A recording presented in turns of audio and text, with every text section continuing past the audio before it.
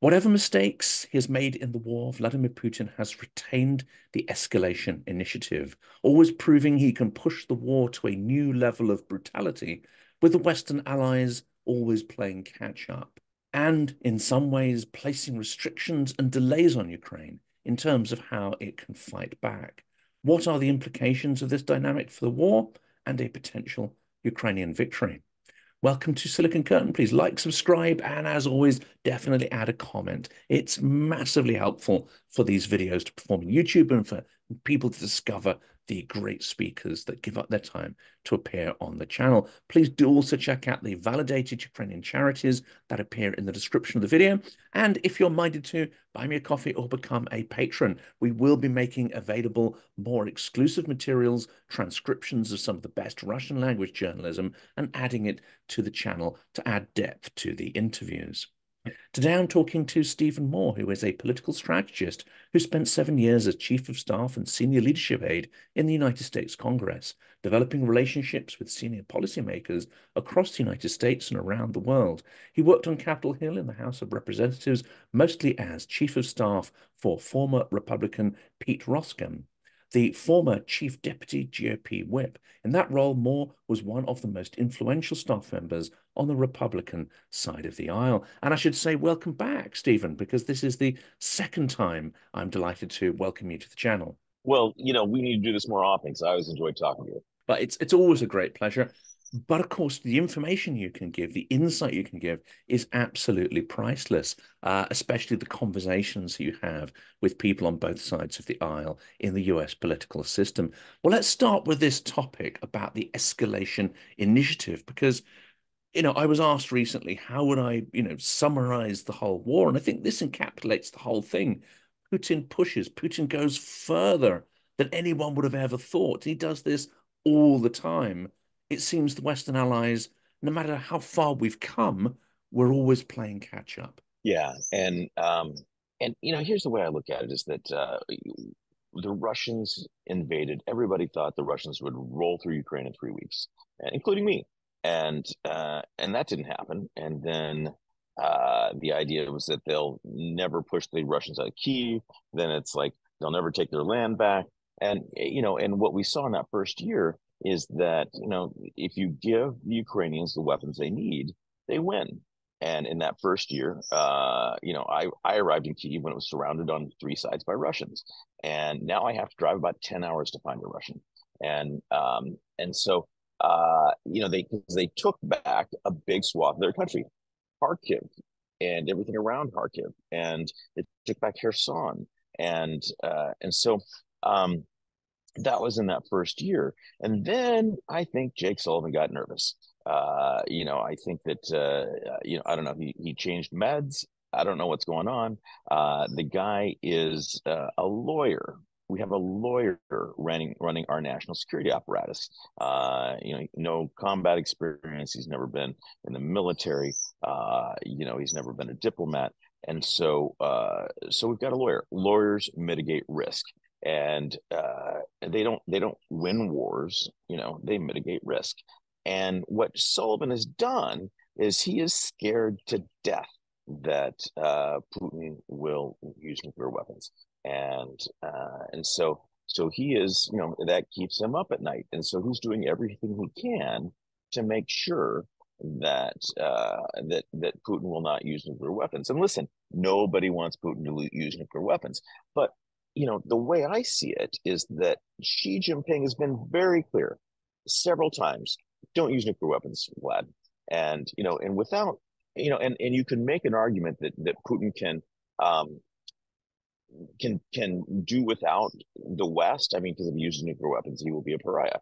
And so you can make that argument. He can't alienate the West and China, and he's essentially a client state of China. So now you see Jake Sullivan slow walking weapons. It took 10 months to get Abrams tanks here. It took, in February of last year, F-16s were a bad idea. In May, they were a good idea, and they're still not here. And the list goes on. They're slow walking the weapons. It's 2 months now after the aid bill was passed, and there's just not a lot of American weapons making it to the front. I just got back from Kharkiv in a Zoom, and they're like, "Hey, we're glad you passed that bill. When do you think those weapons will come?" So, so when you have a lawyer managing national security, this is what happens. And along with the delays, the constant hesitation and delays on weapons and the associated training and logistics that need to accompany those weapons, there's also the creeping red lines. Now, again, things have changed. Things are moving steadily, a bit like a sort of boil the frog strategy. But first of all, it was you can hit Russia. Well, first of all, you can never hit Russia. Then you can hit Russia, but only if they're already attacking you. Now it's like, okay, you can hit anywhere on the front, but not beyond 100 kilometers. Unfortunately, most of the airfields that are launching the attacks are beyond that 100-kilometer limit. So it seems that these red lines are absolutely caused by so-called coercive manipulation by Russia on the nuclear theme. They are not imposed using any form of military logic whatsoever. Yeah, exactly. You know, I've never been to law school, but I've never seen a curriculum that includes military strategy in it. And and you got to look at Jake Sullivan's record. One, he was part of Obama's national security team when Poroshenko came over in 2014 and said the Russians have invaded. Please send weapons. Obama sent blankets, and you can ask any Ukrainian that they will quote that to you. And then when Jake assumed his position, one of the first things he did was got us out of Afghanistan and screwed that up completely. And arguably, the reason that Putin went into Ukraine is because he saw weakness in the U.S. In our with the Afghanistan withdrawal, and then of course, I have no argument against what the Biden administration did in that first year. I think they did a great job. Then they started slow walking stuff, and then of course, Jake Sullivan famously said 8 days before October 7th, the Middle East is as quiet as it has been in 2 decades. And completely missed October 7th. And again, now he's slow walking weapons to Ukraine, and a lot of Ukrainians are dying. So why is Jake Sullivan not managing a Chipotle in Adams Morgan, DC? I don't know the answer to that. And we're not, I mean, my point of view isn't a partisan one here. It's to look at individuals, individual policy, how they are influenced. And it does seem that whether it is by design or accident, I don't know, what Sullivan is saying is definitely, the version of reality that Biden is hearing. There are, I'm guessing, competing voices there. I think Lloyd Austin and others are slightly more hawkish, but it does seem that Sullivan, like that scene from Lord of the Rings, where Grimer Wormwood has the ear of the king. He's bewitched by the advisor. I mean, that unfortunately is the image that comes to mind here. But there are others involved in this. It seems that Russia is able to transmit messages about nuclear threat through some kind of chain of assets, useful idiots, client academics, so-called foreign policy experts, the realist school, who have way more influence than they should, given that they are wrong over and over and over again. I agree. I agree. I've done a lot of foreign policy work, but I've never really like looked at the various schools. I'm not an academic. That's not what I deal in. But what I perceive is that there's a generation, maybe a couple of generations of these think tank folks who have staked their careers and built their lives upon the idea that the Russians are, this incredibly powerful force, and that they can, that they are capable of all these things, and they're just wrong every time. And which is not to say the Russians not formidable. Certainly now they are building their war economy. They are learning from some things. Sullivan has given them the opportunity to, rather than crushing them immediately like we could have, He's given me opportunity to learn. And, what I kept hearing in my time in Kharkiv these last few days is that this is an entirely new war. This is a drone war. And, the Sullivan administration has been slow walking artillery to Ukraine. So the Ukrainians are developing drones, these FPV drones, and that are kind of taking the role of artillery. And the Russians are doing that too. Someone, either the Russians or the Ukrainians, is the best in the world at drone wars. And I hope it's the Ukrainians. But they tell me that just individual commanders tell me their unit uses 80 to 100 FPV drones a day in lieu of artillery ammunition. So now it's become a self-fulfilling prophecy. Russia is getting stronger. And it's causing It's been escalation of crazy. warfare, isn't it? It's Yeah, allowing a kind of arms race to take place. Um, in that respect, escalation management is designed to mitigate or reduce risk, but actually what it seems to be doing is making the Western allies' behaviors entirely predictable and therefore removing their deterrent capacity yeah, from the Russian minds and strategic thinking. yeah. Um, it's worse though, isn't it? Because the longer the war drags on, and it's clear escalation management has extended the wars, prolonged how long it's still rolling out. Um, it makes World War III more likely, not less likely. And I'm speaking to a former British Army commander, senior one, who have Ben Hodges back on. We'll be discussing this with both of them. But it seems that Putin is actually intent on causing World War III. He's trying to drag North Korea and by extension China, Taiwan, other places. He is trying to, I believe, drag the world into World War III because it is now his only way of having some kind of victory in Ukraine. I would not disagree with that assessment. And we are in a de facto world war because China, Iran, North Korea, and Russia are all working together. And in fact, I would say that we're in a world war, and the only people acting on that information is our adversaries. And so whether it's World War III is up to the historians to decide. Um, the other interesting thing, we've talked a lot about the Biden administration, but I spoke at the Odessa Black Sea Security Forum, which was a great event. I would recommend to your listeners, if you have the opportunity to go to that next year. I go to lots of these conferences. It was one of the best I've ever been to on many levels, and there were some folks there from the Heritage Foundation and a lot of the America First Trump folks. And some of these folks are going to be in a Trump administration should Trump win. And so it was great to talk to them.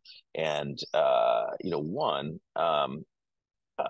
I was able to, what I saw is that they're not ideologues, they're not monolithic in their thinking. When confronted with persuasive evidence, they recalibrate their thinking. So, and I saw that while they were there, just the impact being in Odessa and talking to so many people who had been to the front and kind of seeing what goes on there was persuasive to them.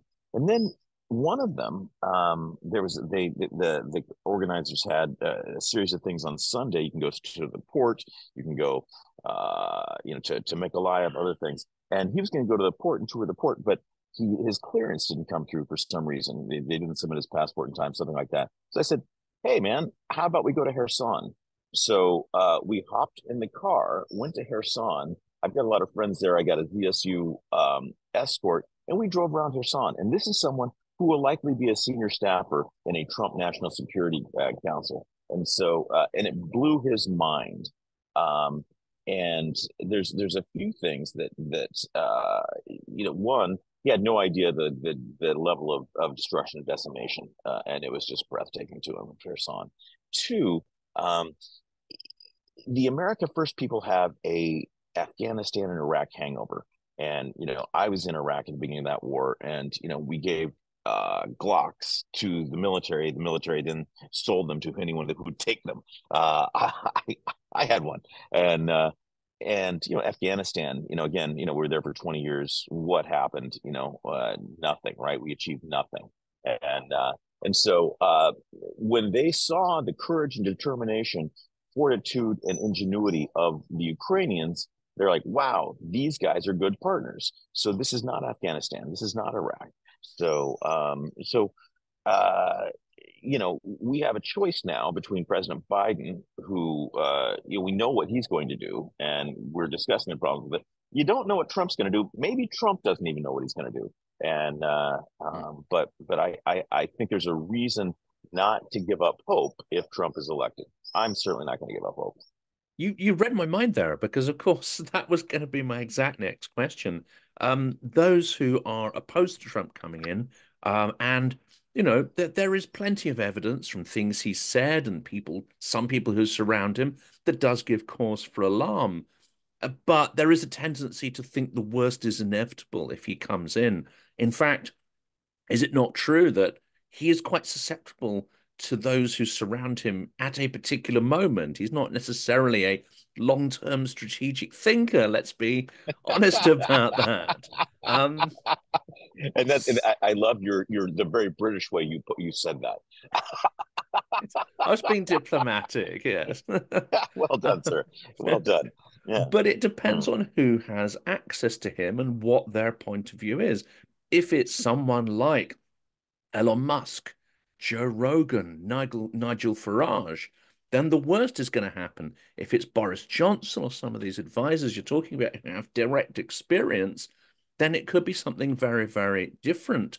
But I think what differs with Trump than Biden is that Trump is unpredictable. As you say, he might not know what he's about to do. And in that sense, it probably scares US enemies shitless, to use a phrase, Yeah. I, slightly less Probably diplomatic allies too. phrase. Yes. Yes. um, yeah, no, I completely agree. And so when you're looking for strategic ambiguity, Trump's that guy. And, so yeah, I think that is at least one built advantage of Trump. Or advantage may not be the way to put it, but that is a feature of having a Trump presidency, is that strategic ambiguity becomes another part of our national defense. Um, and for reasons that we may not want. But nonetheless, the flip side of that is that the America First people they're arguing out of both sides of their mouth, because it was really interesting to hear them say, well, Ukraine can't win. It's a war of attrition and Ukraine can't win. And everybody's been saying that since the beginning of the war, and Ukraine keeps winning. And then, and I said, well, if Ukraine falls, what do you think will happen when Putin goes into the Baltic states or Poland? Or it's like, oh no, Putin will never go into to a NATO country. Well, the NATO countries that he would go into have a different opinion of that. And well, yeah, we think that they're just kind of exaggerating because they want US aid. And yeah, and then it's well, in Putin, there's a difference between desire and capability. So, Ukraine is now one of the best armed militaries in Europe. And, they're saying that they can't win, but he doesn't have the capability to go up against the rest of Europe, which, and yeah, I don't know. So they're again, so they're arguing out of both sides of their mouth. So it's really interesting conversation to have. And that really leads back to how the USA bill was passed, because there is still argument, and I speak to various people. Ponomaryov has one point of view, and even people who were there at the time observing what's going on will have different reasons as to why Speaker Johnson changed his mind and essentially got the nod from Trump. Because I doubt whether he would have taken that decision unless Trump had either stepped back and said do whatever you want at this point. If he'd opposed it vociferously, things might have gone differently. Various reasons have been put forward. One is that uh, Johnson was shown information of a secretive nature that scared him. Another one is that personal connections. he was introduced to, I think, Baptist ministers who'd had family members abducted, tortured. There's that argument. There's also the argument that suddenly it dawned on him that there's no electoral advantage. And if Ukraine was to go down, that would look quite bad. All these things are mixed together. I don't think anyone quite has put their finger on it and said, well, that's why that happened. But Well, that you know could be what? quite I important can for do the. that. Okay, let's do that. Uh, I used to be chief of staff to a Republican member of Congress for 7 years, and I came here and started doing humanitarian aid, and we have completely shifted. We're still doing humanitarian aid, but I recognized at one point that I'm one of the few people in the world that has been to the Ukrainian front and to the floor of the House of Representatives. And my colleague Carl Algren and my other colleague Anna Shvetsova and I visited about 100 congressional offices leading up to this vote.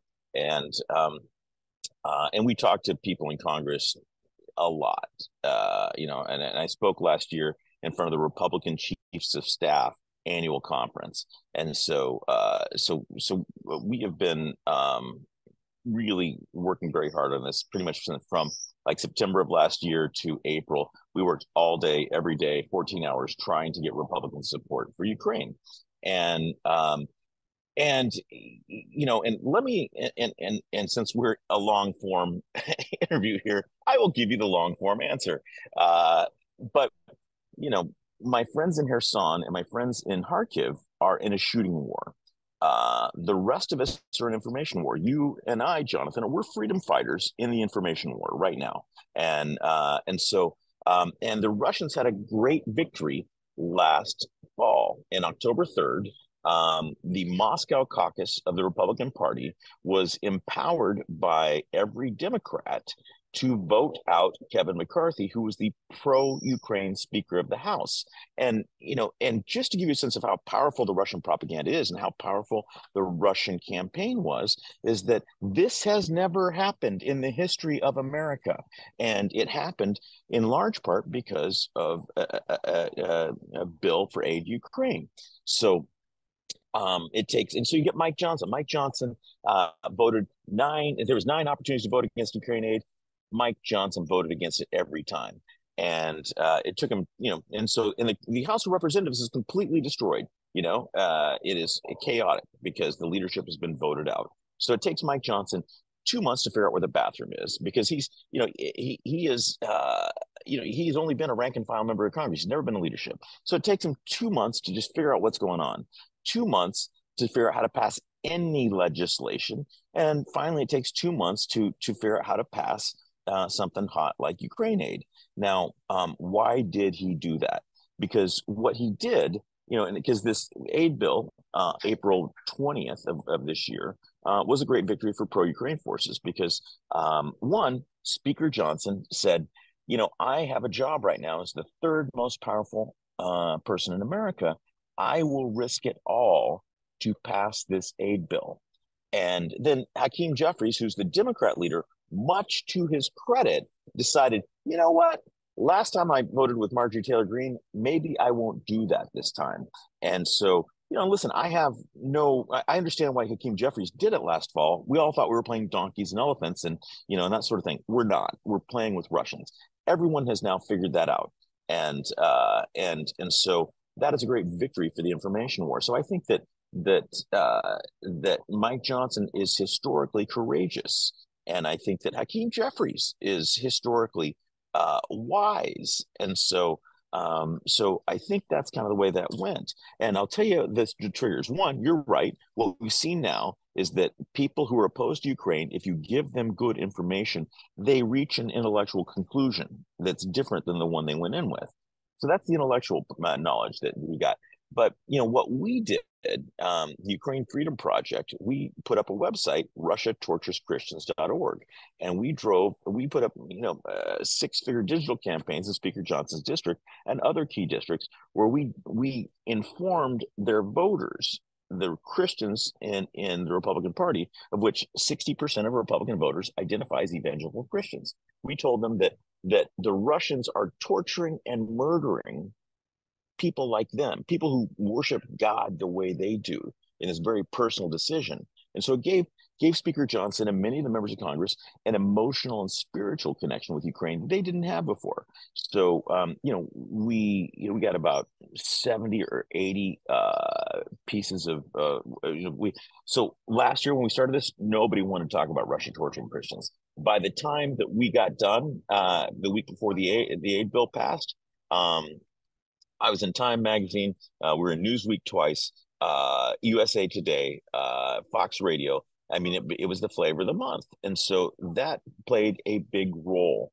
There's one guy, Pavlo Angurian, who's a name you should know. He's a very devout Christian from Odessa, former member of parliament, and he is an amazing human, and he spoke to Speaker Johnson and had a real impact. So that's the way. That is my long form way of answering your question. Well, That's that's the way I very see it. powerful. That's very powerful to know because, of course, we've got more battles coming up. There's the election coming up. And one of the questions I wanted to ask is, well, first of all, we need to cover off weakness of US foreign policy in other areas because this does overall make the Biden regime feel weak, feel like they're giving the gender, handing agenda over to US enemies. Will that be a factor, in fact, in the election? Could Sullivan's weakness risk a Biden re-election, including, and maybe this isn't on the radar, but the US is being forced out of Central Africa, the Sahel, Sub-Saharan Africa, a alliance, informal alliance of Iran, China, and Russia are increasing their influence control. And of course, Mm-hmm. chaos on the ground is increasing as well because they favor autocrats, not civil society. Yeah, it is unusual for a U.S. election to be decided on foreign policy, and I think, but I do think it'll play a role. Um, but I go back to the U.S. I live in Ukraine, and I go back to the U.S. with some frequency.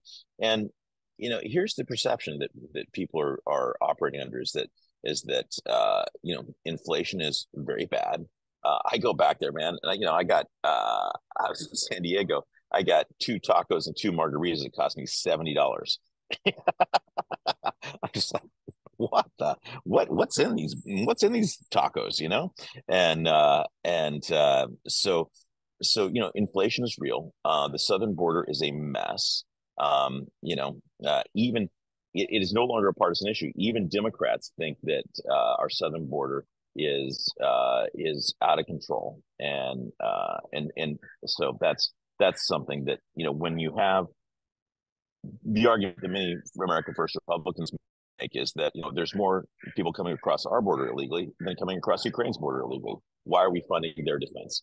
And so I think there's a lot of domestic issues. I think that Biden is not the man he used to be, and physically, mentally, and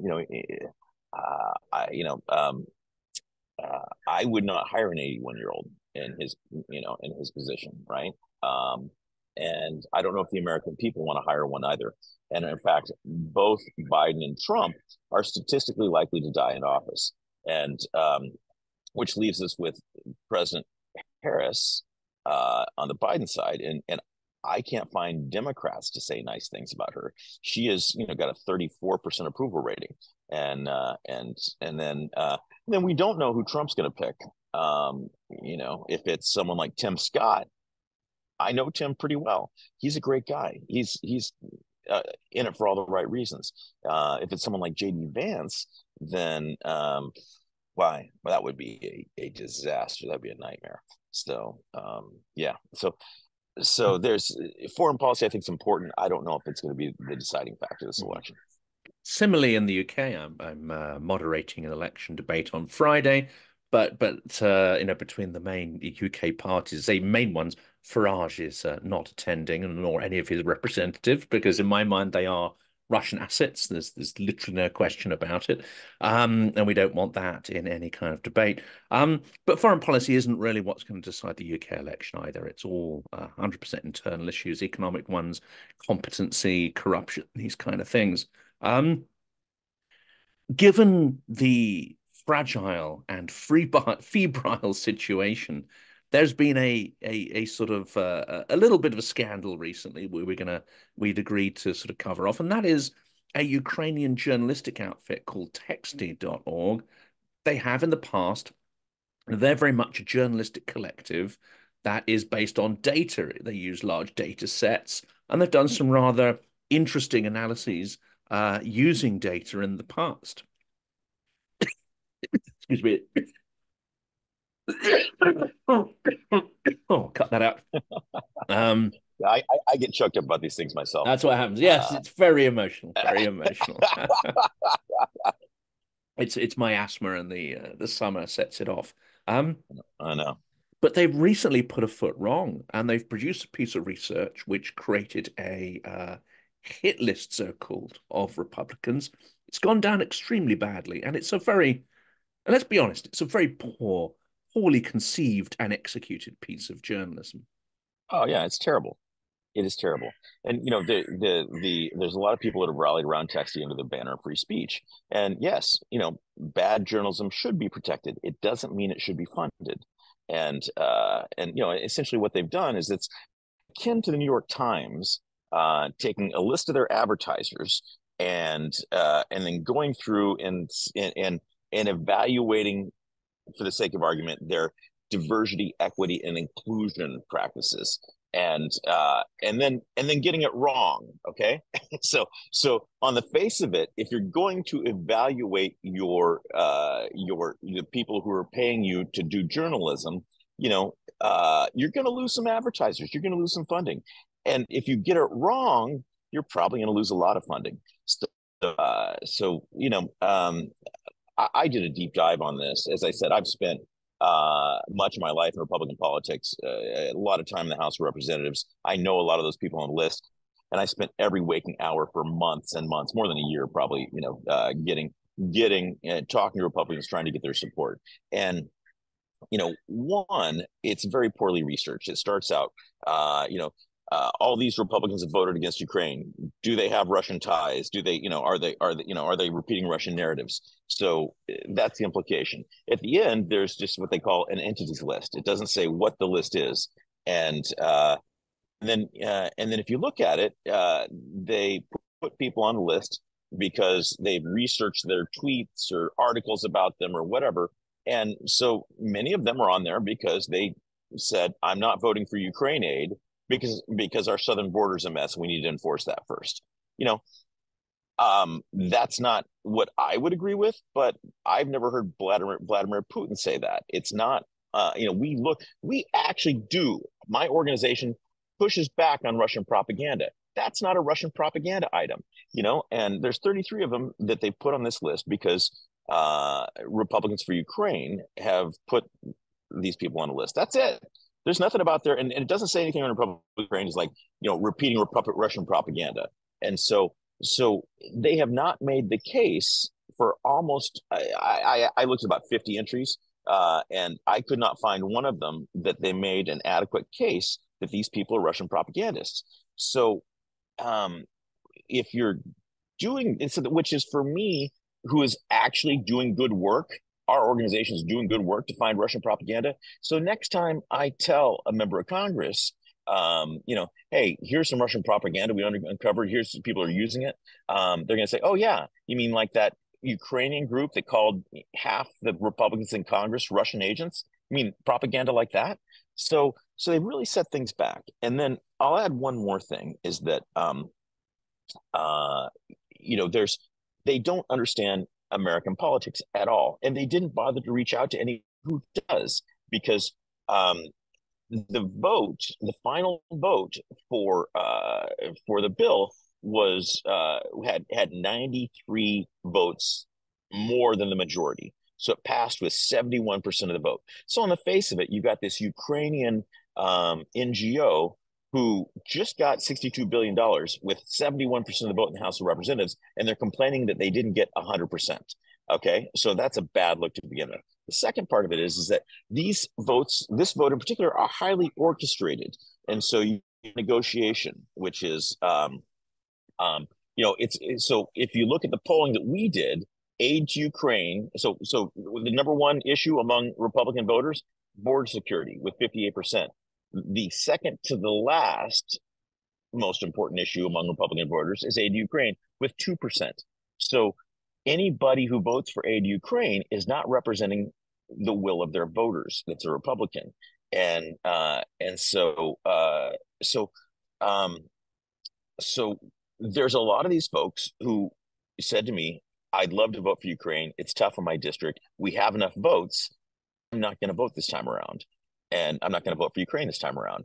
And, there's 30, 40, 50 Republicans that fall into that category.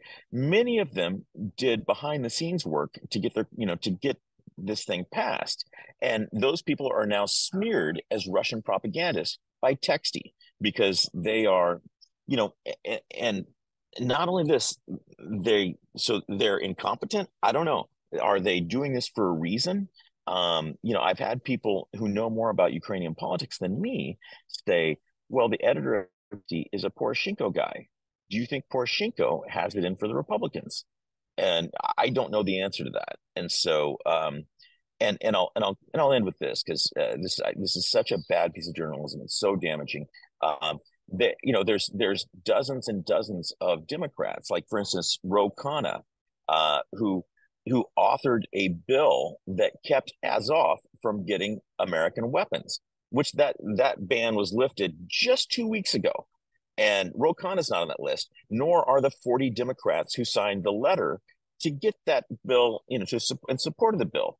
And so this looks highly partisan. So is why, and this will be used in the fall against Republicans. So the Democrats are going to say, Donald Trump's a Russian asset. So is Congressman Smith.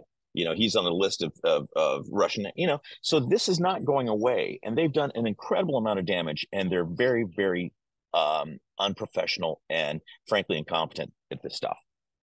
In terms of strategically, because we have a similar challenge here, we have Nigel Farage, we have several figures who are highly divisive, and yet on certain issues they have a degree of popularity.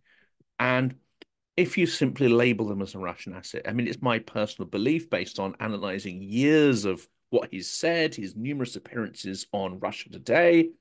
For me, that's done and dusted. It's a clear argument.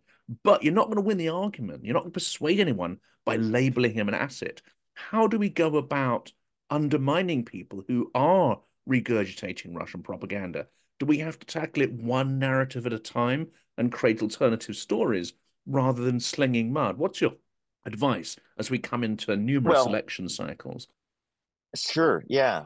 If you're going to call someone a Russian propagandist, you should have very clear criteria. Texty did not have it. And our criteria that we use is that they're repeating something that is demonstrably false and something that we can prove originated in Russia. And, the Nazi thing is an easy one, right? Calling Azov Nazis or calling Ukrainians Nazis. That's easy.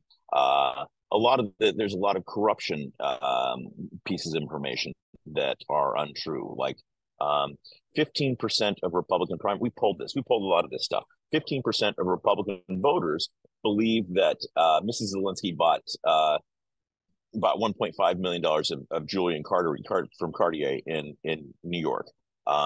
Or there is again, Azov is Nazis or any of these things. When we focus on is that Ukraine is persecuting Christians, and which is not true of the Ukrainian government. And Marjorie Taylor Greene says that Zelensky's executing priests. That's wrong. That's demonstrably false. That originates in Russia. That's a real easy one. So you've got to have really good information that you can document. Texty doesn't even come close, doesn't even try. And so it's really disappointing for those of us that are actually working on this. And I know we're getting short on time. The area I wanted to focus on last of all is that Russian propaganda narratives aren't just put out there to confuse and divide. I mean, that's part of the purpose, but they have a strategic objective. And it seems that a dose of reality has hit Putin's brain. I think he no longer believes that Russia fighting on its own can overcome Ukraine and win this war. The best he can hope for is continued sort of attritional warfare.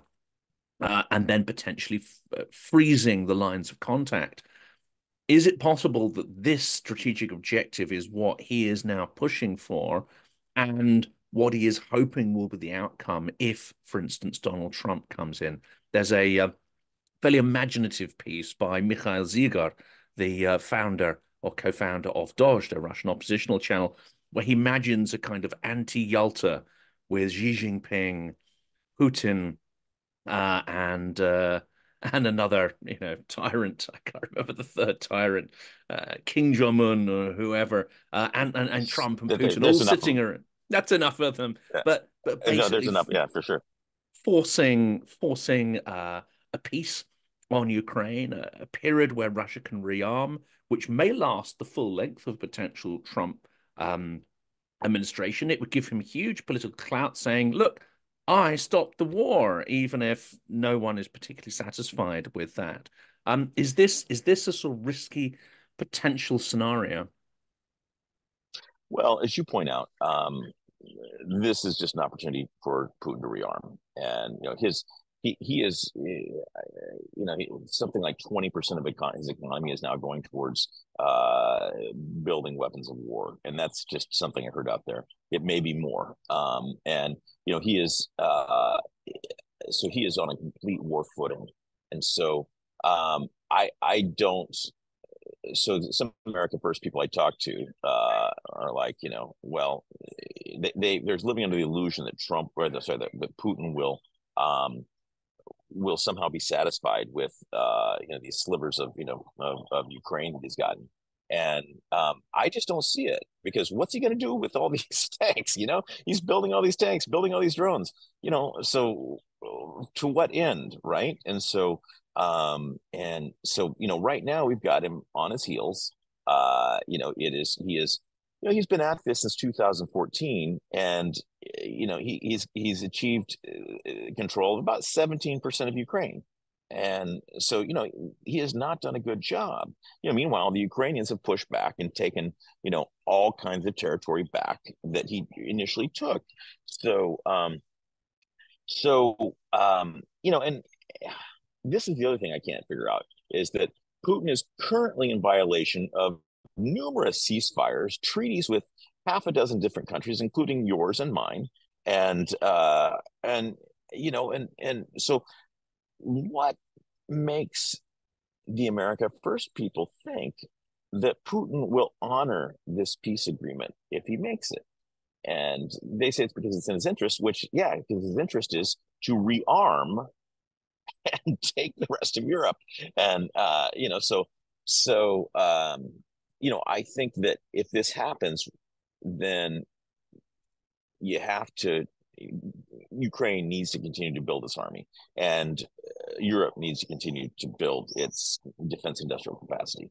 And I've always said, is with one silver lining out of the 6 months that it took us to get the aid bill out of DC, is that Europe seems to have learned that they can't count on the United States for their defense, which is great, because if we're going to go into the global war that it looks like we're going to go into, with battlefronts in the Middle East, Africa, Ukraine, and the South Pacific, then we're going to need all the firepower we can get. We can't have Germany and France coasting through, and so if they've learned that lesson, that's a good thing. And lastly, another Russian narrative that really does percolate is the idea that America is weak, decadent, it's over, the American century is finished. Whereas actually, one of the little advantages last week was that the Biden administration really started pushing quite hard on secondary sanctions and threatening those that are breaking secondary sanctions.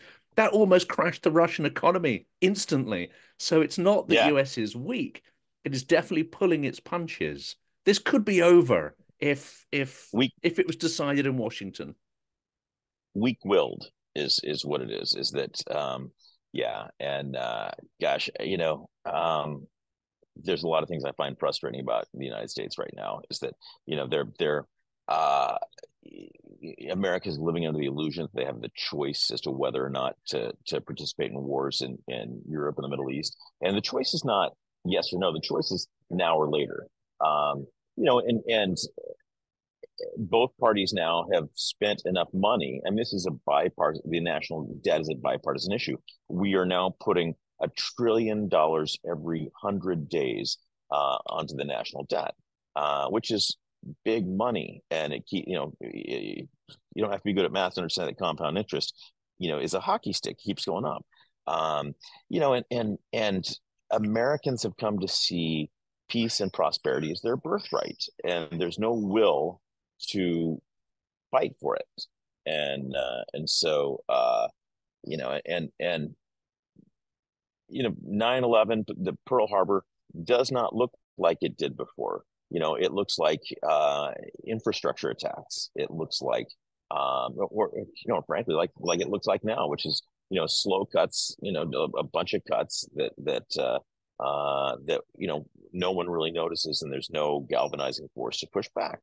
So yeah, I as an American, that's part of the reason I'm here. I want to do my part to make sure that the war that we're in right now works out well for the people who value human life in the world. We've got countries like yours, mine, Europe, that value human life. Ukraine. You got countries that don't value human life, like Russia, North Korea, Iran, and China. And so that's the way I see it breaking down. And the good guys got to win. I think we can't sum it up better than that. Stephen, it's been an absolute pleasure and a joy to speak to you again. You've brought extraordinary clarity to many of these issues. And of course, what you're doing on the ground is invaluable. Thanks so much for spending time in sharing that with the audience. Yeah, and listen, love your show, love watching it, love even more being on it, and I'll be in London soon. Let's grab a cup of coffee. Let's do that, and let's do this again as Or well. tea. I'm sorry, we grab tea in London. I So think I think whiskey might be slightly, maybe not for breakfast, but even better. yeah, yeah. But Sounds it's good. All right. fantastic. Thank you so much. Of course. All right. Great to see you. You too. Cheers. Bye.